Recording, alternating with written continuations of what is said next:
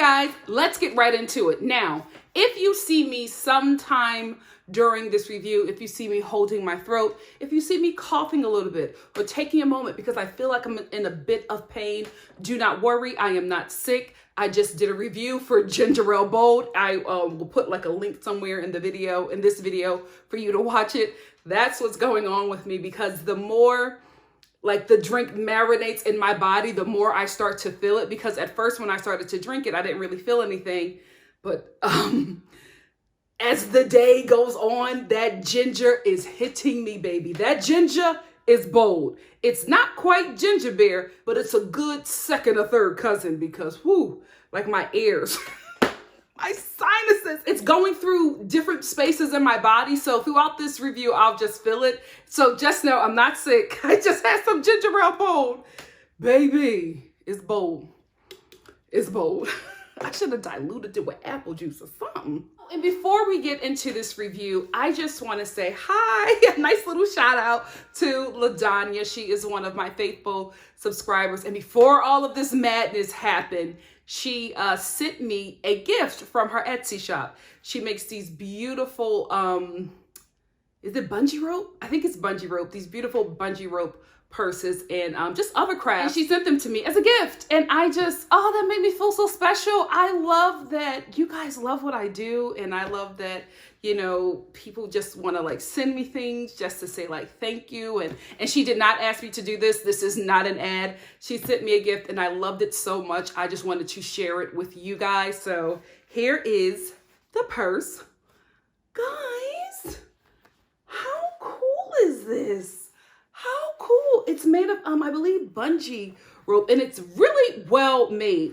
If you could look at the stitching, please don't look at my nails. Listen, my nails and my eyebrows are going to be janky until we get out of this. Do not judge me. Anyway, look, it's like the stitching is really, really good. I hope you can see it. I hope you can see it. I just love this, and I love the colors. This is so me. This is so me. You guys know that I am a rainbow in itself. But look at this. This is so cool. And she also makes like her own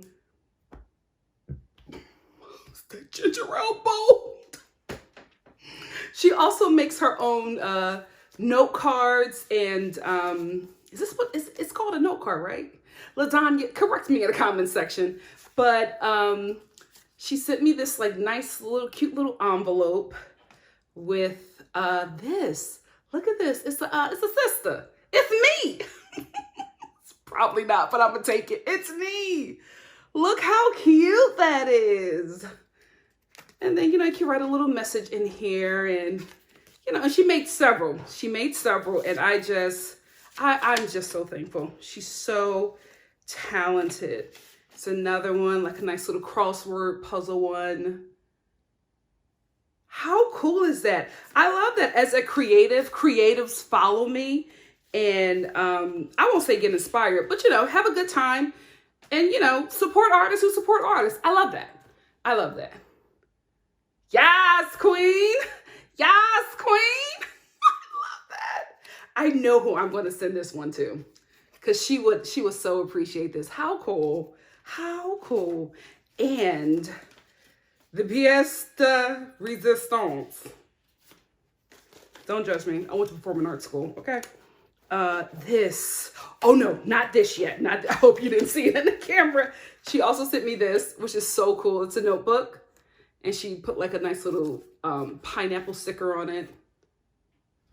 And you take this off. It's like a cute little notebook that I could like, you know, write down, oh, the wrong way, that I could like, you know, write down the number of men that I will meet when I get out of this quarantine. Let me tell you something. I have not appreciated outside, but baby, I do now. Baby, when I get out of this, I am hitting those streets, and you better join me. Now, here's the pièce de résistance. I feel like I'm saying that wrong. Anyway, y'all love me. Look! Guys, look at this. It's a, oh gosh, I feel like the Nigerian subscribers, I want to cuss me out. Anakra. It's an Anakra print. My tongue is colonized, don't judge me. But look, it's an Anakra print notebook. How cool. And then you open it up and bam, look at that. Look at this. Guys, I love stuff like this. Like this, oh my gosh, I didn't even know. LaDanya, I didn't even know they were all different colors. Oh, this is so cool. I hope I'm doing my best Vanna White, but she did not tell me to do this. She did not pay me to do this. This is not an ad. And I also want to apologize to the person who I did a hair review a while back, and one of my subscribers said that it looked like it was an ad. And I got really upset because I'm inviting you guys into my home. Like I'm filming in my home. This is me, not with my work voice. Like I'm a totally different person at work, you know, and when I do this, I'm inviting you into my world. I would not tell you something or do an ad without telling you. Like, I was sent a product, they asked me to review it. I ended up really liking it. That was it. However, I noticed that when I was watching other, YouTubers, I noticed that there are a lot of people selling you guys stuff without revealing that it's an ad. And I think that maybe that's what that person is probably used to, because this whole quarantine situation has really, given me the time to really go through my watch later YouTube list. And I've just been watching a lot of YouTube content, and I'm starting to see, especially in the current years, a lot of YouTubers selling you guys stuff without telling you. So that may be where that person was coming from. And if that's the case, I apologize, because I just felt really insulted, because I would never do that. But from what I've been seeing, I get where you guys are coming from, or I get where you were coming from. So I hope you're still here. My feelings aren't hurt anymore. I get it. My apologies. Anyway, back to LaDanya. This isn't an ad. She just sent me this, and with some really kind words, and I really, really appreciated it. Everything we're going through is not easy. It is hard for everyone. As a freelancer, a lot of things that I thought was going to happen have been canceled or postponed. And when that stuff happens, so does your money. So it's been a really trying time, and I've been doing my best not to worry and get in my head. And, this has been really keeping me sane. And just something like this, and the beautiful words that LaDanya sent me, a true blessing, because even in the midst of everything that I'm going through, this showed me that I'm impacting people in a good way. You know what I mean? And so I really thank you for this, LaDanya. If you would like to purchase any of her items, she has an Etsy shop called Vendretti by Vendretti. I hope I'm saying that right. She is a sister based in New Jersey. What's up? When I come to the East Coast, we chilling most days. She has all of her stuff on there. She has her Anakra journals, the Anakra rope clutch bags, and the greeting cards, the notepads and the greeting cards. She has all of that on her Etsy shop. And if you guys like what you see here, go support our NikkiStar TV family member, LaDanya. Thank you so much. Really, really appreciated it. I opened my P.O. box and I was just delighted. I loved it. Thank you. Thank you so much. Oh Lord, that ginger ale bold is still kicking my behind. Why did I do this before filming? Oh gosh.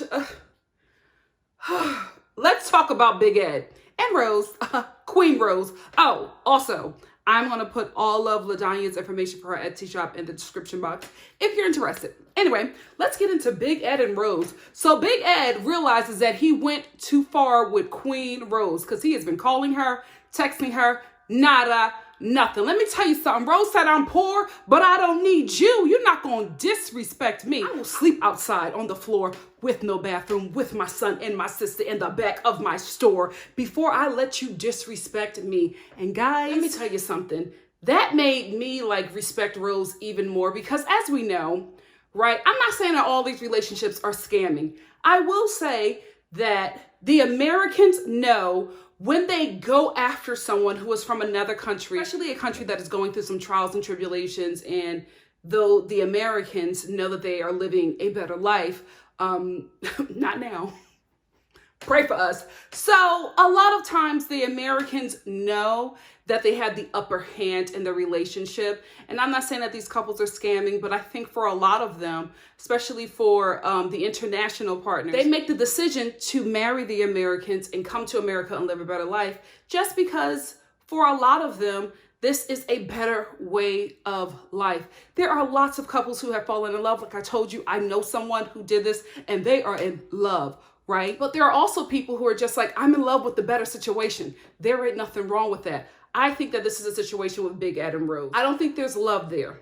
for either one of them. I think there is lust for Big Ed, and I think it's just a better opportunity for Rose, but Rose will not be disrespected. And I appreciate that so much from her because she is setting the boundaries for this relationship. She's in it. Right? But she's in it with respect. She's not going to let this man walk over her because he's an American and he feels like he can do all of this. Big Ed learned today. He learned today. This man was crying, breaking down because Rose was like, hell no, you're not going to treat me like that. Like he basically called this woman a prostitute and was saying that she was dirty. She was humiliated. He thought that she was just going to bow down and do whatever he wanted her to do because he is the American. Hell no, not Miss Rose. I respect her so much. I go up for her now. Every time I watch this show, I'm just like, what is Queen Rose doing? Because she knows how to secure the bag with respect. You're not going to disrespect me. I know that I'm young, tight, brown, and fly, and I'm giving you an upgrade. The only upgrade you're giving me is American citizenship, and baby, with how I look, I can get it from somebody else. Know this, Big Ed. Know this. And he learned today. He learned today. Now, all of a sudden, Ed doesn't care about the test. He's telling the producers, oh, I just wanted her to take it, but I don't care. I just want her back because he knows he messed up. He knows that he messed up. Rose read him for filth and bounced. And I honestly think she was never going to deal with him again, but Ed was like so desperate. He was calling her. He was texting her. I also think that the producers talked to her and convinced her to meet with him, but I felt like Rose was done. Finally convinces Rose to meet with him, and Rose shows up like done. Okay. Like I didn't know how this conversation was going to go because she showed up, she walked in and she was just like, what do you want? That was not the attitude or the face of a woman who wanted to reconcile. But Ed was so like pathetic. He was like crying and, just groveling at her feet that of course she was just like, I'll hear you out and, we'll work this out, but we have to set some boundaries. She really, for me, I felt like she did something that I had never seen on 90 Day Fiancé before. I saw it a little bit in Jorge and in Fisa, but it just seemed to be a little abusive.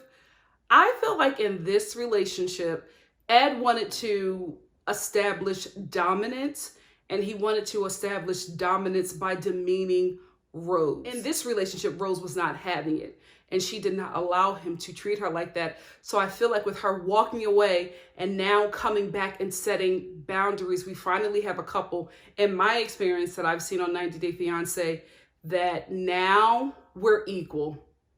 Just because you're the American and you have better opportunities does not mean anything. You're bringing something to the table. I'm bringing something to the table. This is an equal partnership. However, we now know who wears the pants in this relationship, and it is Rose, because Ed was a mess. Breaking down, doing all of this crying. Love is trust. I thought love didn't exist anymore. Remember last week when he just ran away crying into the crowd? Love doesn't exist anymore. And then he took off running. Now love is trust. What's going on, Ed? Do you know what you want? I don't think he knows what he wants. I think he wants to be like this playboy, and I think the women in his life have allowed him to do that. And I think for the first time in his 52 years, he has met a woman that he cannot walk over. And I think he felt like he could because she's poor and from a foreign country. But she showed him. Oh, yes, she did. Listen, we was giving Rose notes. We need to start taking notes from Queen Rose. Now let's get into Jeffrey and Varia. I can't believe that Jeff is standing outside in this restaurant, just crying, breaking down and making Varia the villain when you are a whole felon and have not told this woman. Not only are you a felon, you have charges against you and have done time for charges that are very alarming to a woman. And this is somebody that you want to marry and you have not yet told her that you almost killed your ex-fiance. Like, bro, are you kidding? How are you mad at her? How are you acting like Varia is the one withholding information and being decisive, not telling you that she dated an American and that she still talks to him? Is that bigger than, oh my goodness, I almost killed somebody that I had children with? Are you kidding me? Like, the delusion. The delusion. Yes, Varia was wrong. I gotta be honest. Like, when Varia was telling him about the American that she used to date, I was just like, I don't feel like anybody has to give somebody that they're interested in dating and marrying. I don't feel like they have to give you a rundown of everybody that they dated, slept with, or talked to. I just feel like you guys are coming to create a life, and unless it's something concerning the health, or unless it's like a crazy ex or something like that, I don't really feel like you have to say anything. Like, oh, I dated a guy when I was 16. You got to know about him. Like that, to me, I don't feel like that makes sense, especially when you're starting a new life with a new person. However, Varia, as the conversation went on, she just started giving him a bit more information. And I was just like, listen, Jeff is crazy. He kind of got a point. Because she's sitting here telling him about this American guy. And then it turned into be like multiple American guys. And then it was, oh no, I'm still talking to him, but we're just friends. And I'm only talking to him on Instagram. And Jeff was like, weren't you speaking in English to somebody on WhatsApp? And she was just like, oh yeah, I talked to him on there as well. Varia, girl, what? Now wait a minute. You gotta tell your man that. Like, come on, ladies, all across the globe. You know when you're doing something you shouldn't be doing, especially concerning men. You know how they are. So the fact that you didn't tell him about this American guy that you used to date, that you were going to marry and move to America with, it didn't work out, right? So of course it doesn't matter, but you're still talking to the dude and he's seen messages between you and the guy on Instagram and on WhatsApp. And you were going to leave out that WhatsApp information until he said it. See, that's the thing with the both of them. I shouldn't find out important information about our relationship when I just ask the right questions. You should volunteer that to me as my partner, especially when we're coming together to start a life together and to probably create life together, right? I'm not saying every little detail that's not important has to be addressed or told to said partner. But I feel like if you're still talking to a guy that you were probably going to marry and move to the United States of America with, you should probably tell that to your dude. Even if he crazy. Maybe not this one. No. See, but she don't know that he crazy. So then it just seems like you're playing games. If you knew he was crazy, I would be like, well, okay. I wouldn't tell Jeff that either. Jeff needs to just get with Mary. Here is why. Crazy on crazy love works out. Crazy on crazy love works out just like crackhead on crackhead love. Like people who are out of their minds and people who are on crack, their relationships just last really long. And I feel like Mary has just enough crazy to match Jeff's crazy. The only thing I'm concerned about is that if this couple does get together and it does work, we may have a snap killer couple on our hands. Have you seen that show? I'm telling you, it's always two toxic people that meet and they go on a toxic killing spree. That's my only concern with Jeff and Mary.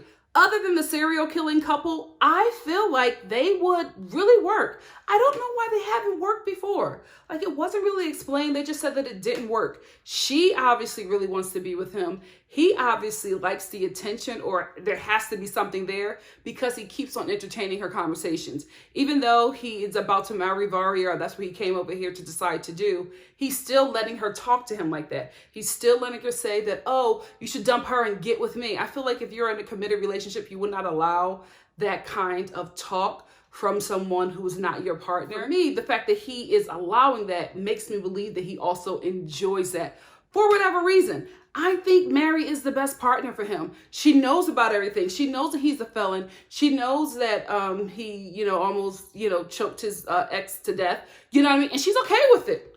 She's okay with it. And none of this is alleged. Y'all need to go back and read the police report or watch my 90-Day Fiancé tea video that I'm going to do tomorrow. So look for that sometime this week. But I read that police report and I was just like, oh, Lordy, why is he on this show? Mary knows about that. And she still wants to be with him. They fit together. They work together.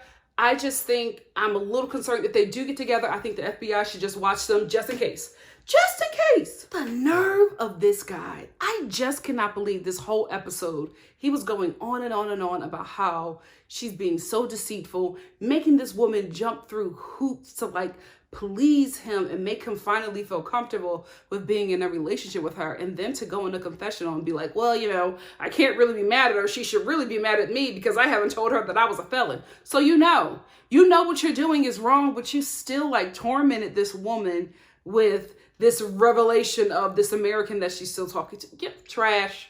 Basura, Jeff. Basura. Lisa and Usman. So Lisa, you're delusional. Absolutely delusional. So she's getting into this disagreement with Usman about the director because I think he's having a video release party and the director is going to be there. It's for the video. The director is going to be there and Lisa is upset because she does not want him to be there because he disrespected her. That bothered me because that did not happen. We watched it. There was no kind of disrespect. If anything, when she started being disrespectful and getting unruly for no apparent reason, the video director walked out. He just did not even want to be bothered with that. I think also Usman told him to leave, but he like calmly walked out. The guy, to me, from my first impression of him, he just has a really cool demeanor. He doesn't give me that. So the fact that she's saying that he disrespected you, I'm like, where? All they said was, this is how music videos are made.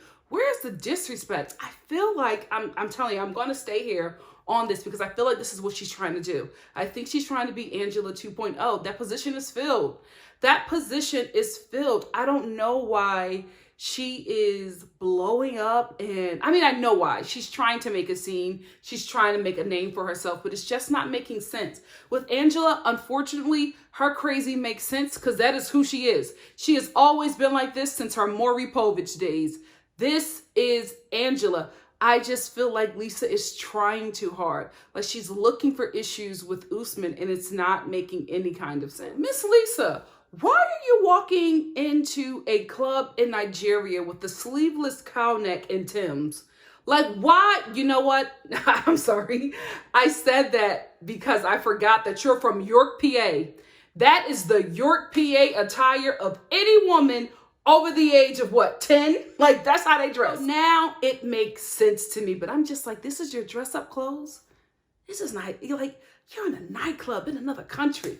Like you didn't want to put on a nice little dress, you know, maybe a fancy, well, maybe this shirt is the fancy shirt. I was just like, is that a sleeveless cow neck? What?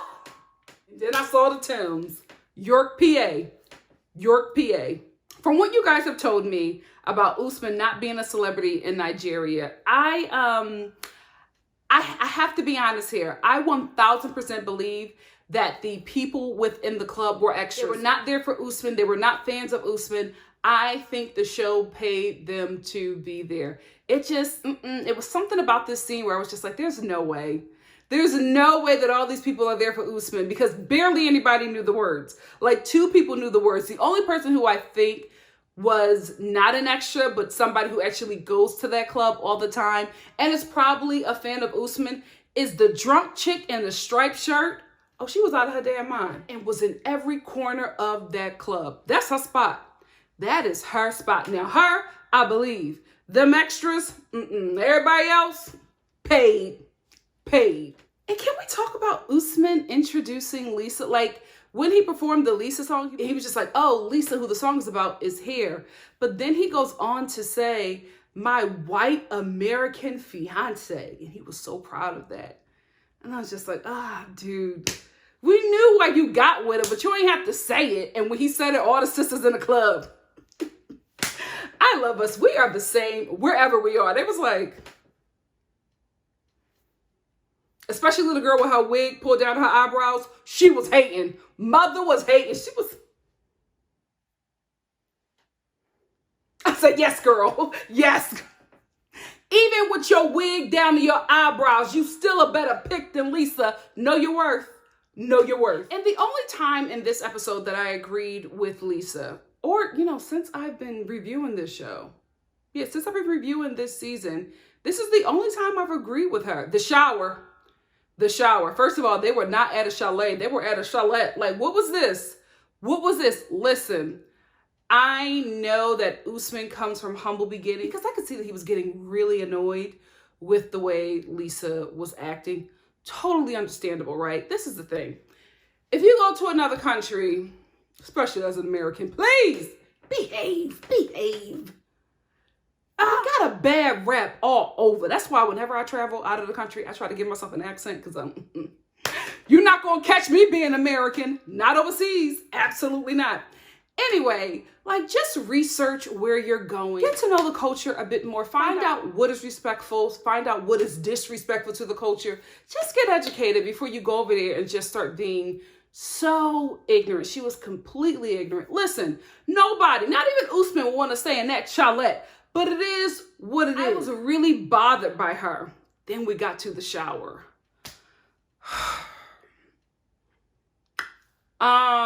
Yeah, I got it. I was like, I would have said something. You know what I mean? Everything else would have been like, we can do it. We can do it because it wasn't 2 box springs. It was a mattress, Lisa. You were doing the most.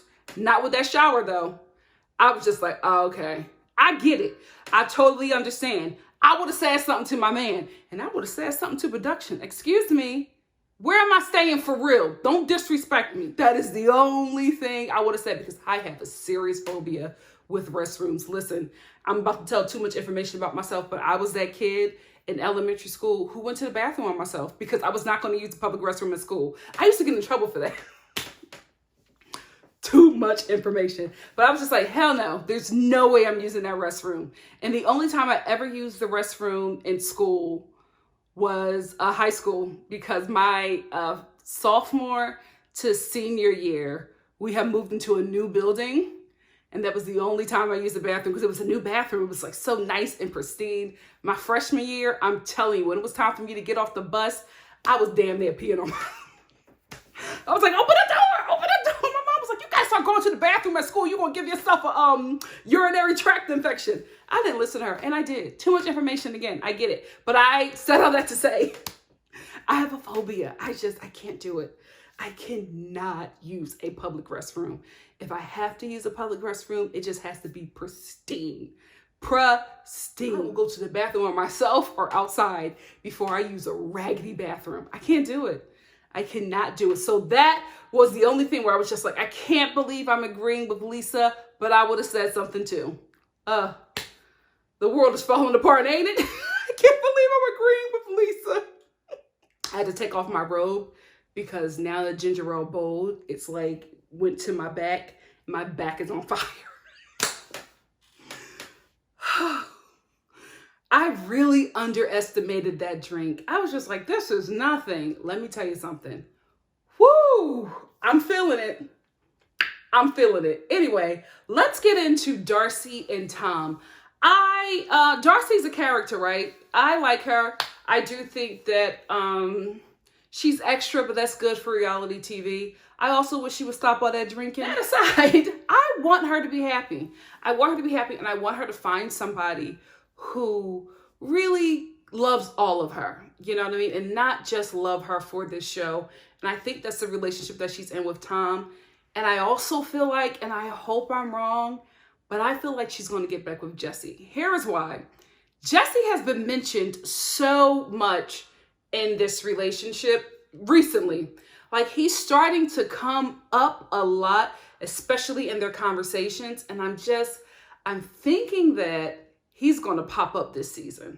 I really, really do think that we're going to see some Darcy and Jesse. And I don't want that for her because he took her through an emotional roller coaster. And I feel like Tom is doing the same thing. I think that maybe Tom was attracted to Darcy because still is attracted to Darcy because she's on reality TV. You know what I mean? She's on a really huge reality TV show. And somebody like him wants to live this lavish lifestyle and chase this fame and, be somebody that people talk about. That's what he wants.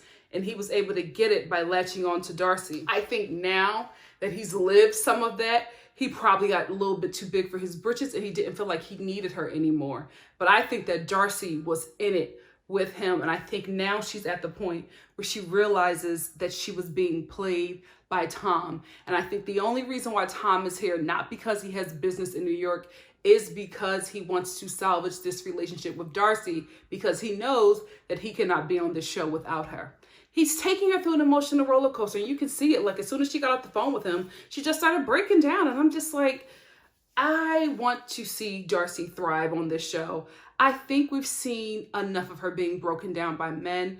If she's going to remain on this show, I want her to be in a happy, healthy relationship. I want to be able to see that relationship flourish, and it will still be interesting TV because it will still be Darcy. It will still be Darcy and her sister. You know what I mean? We don't have to see this woman get torn down to get good content out of her. She will do that regardless. In saying that, Darcy, you want to work on your attitude, because Tom is obviously scamming to get on this TV show, right?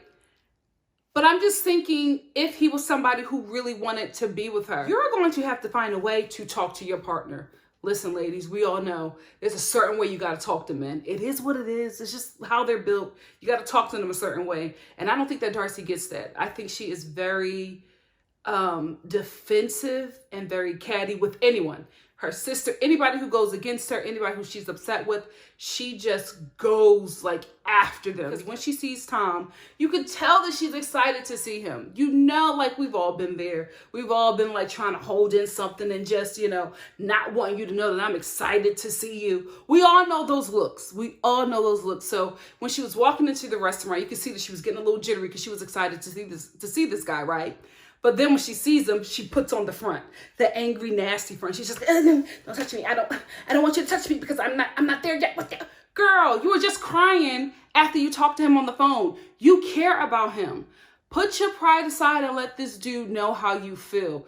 Yes, it's Tom. I'm just saying, as an example, if it was a different guy, some guy who was really there for you, you would have to put that away and really talk to him. Let him know what hurt you so you guys could work through that and really have a healthy relationship. But if you keep on playing these games, you are going to be in this situation over and over and over again. So that was my only thing with Darcy. I was just like, tell him how you feel. The whole, don't touch me. No, because I'm not there with you yet. I'm like, you were just a wreck after hearing his voice.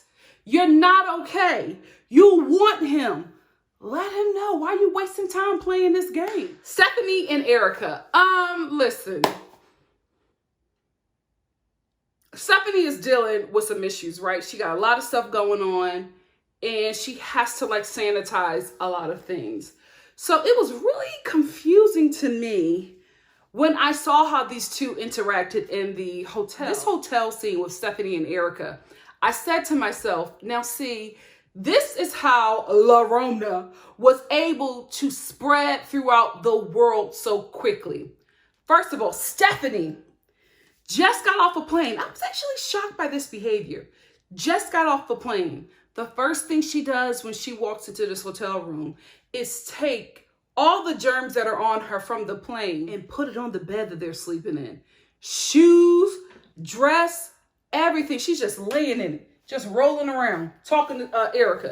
Then Erica jumps in and she's just rolling around. I'm not saying that Erica came from someplace filthy, but it's just like, you should never put clothes that you wore outside on your bed, because you're going to take those clothes off, throw them in a washer. You're going to take some time to wash your bedding. If you even do that. You guys do know you got to wash your bedding like twice a week. Does everybody know that? Sanitize now. Oh my goodness. So I was just very concerned because I'm like, Stephanie, you have an issue with everything has to be really sanitized and clean. Why are you taking all of those germs from the plane, just rolling them all over your bed? Then Erica takes her suitcase, picks it up, puts it on the bed, opens it, and just starts taking everything. Her suitcase that was not only on the plane, it was at the bottom, just rolling around in all kinds of filth. And you put it on your bed? That really shocked me. I'm just like, Stephanie, aren't you going to say anything? No. And then they started all this kissing before she even bathed. Okay. You need to take some notes from Naomi Campbell. Mother don't play that. And let's talk about this kiss.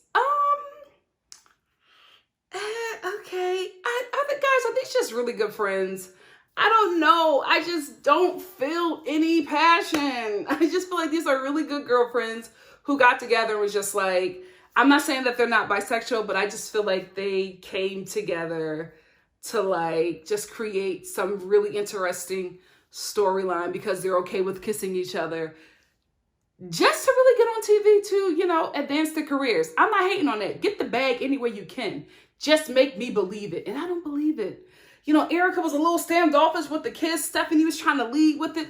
It just was very awkward. Maybe it's just the nerves. Maybe that's what it is. But at some point, this couple is going to have to start feeling like a couple to me for me to cover them. Also, concerning Stephanie, when I was watching her scenes when she was just showing Erica everything that she has to do, and Erica was just like, you know, that's a lot to take in. You know what I mean? And Stephanie was just like, I have to do all of this stuff to stay alive. I became extremely concerned for her during everything that's happening right now. So if you guys, you know, if you pray, please send up some prayers for Stephanie, send her some good thoughts, positive love and light, whatever you can do, send it to Stephanie. I just became very concerned. I was just like, oh my goodness, this is probably a very dangerous time for her. And I just became concerned. You know, for somebody like her, this season that we're in is not really safe. And I just, you know, it just dropped in my spirit. So I just wanted, if we all can join together and send Stephanie some good thoughts, some good prayers, some good tidings, you know. Healing, sis, healing. Sorry, I didn't want to be a Debbie Downer, but that just really concerned me. I was just like, oh, Stephanie, I hope you're doing good, girl.